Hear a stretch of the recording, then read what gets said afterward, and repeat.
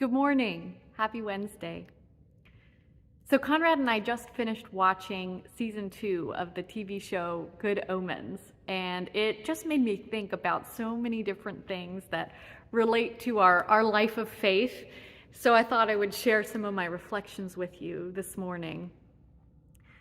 The series, if you haven't seen it, is I think on Amazon Prime, and it's the story of the unlikely relationship that develops between an angel named Aziraphale and a demon named Crowley.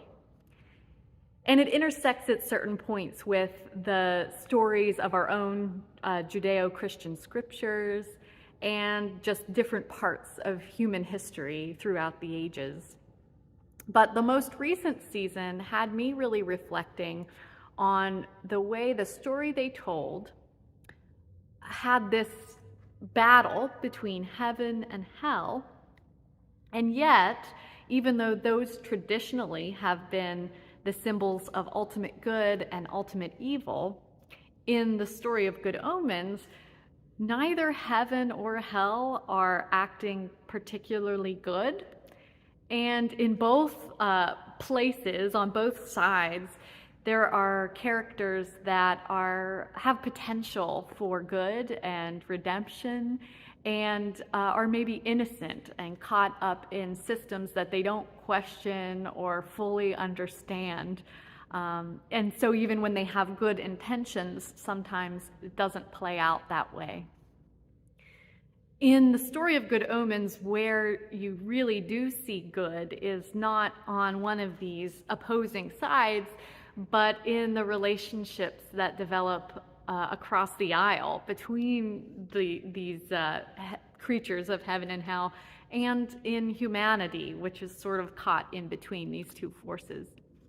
And it just had me thinking about the way our stories have evolved over time. I think there was a time in our more recent history, even in the 20th century, where we really yearned for stories about the battle between good and evil, where the sides were really clear and defined. And the good guys were always going to be good, and the bad guys were always going to be bad, and the good was always going to win. And I'm seeing that sort of shift in pop culture right now. And Good Omens is just one example of where it's shifting. And all of a sudden, even though there is this dichotomy, there are these sides.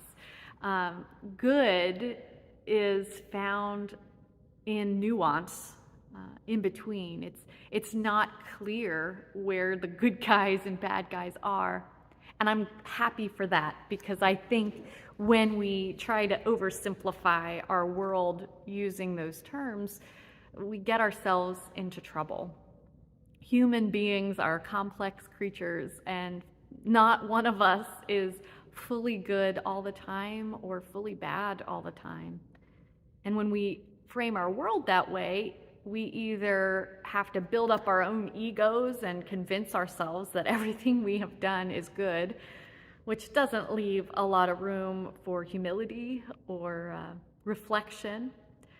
Or we beat ourselves up all the time and we carry our guilt with us, and we don't allow grace for ourselves and for others in our lives.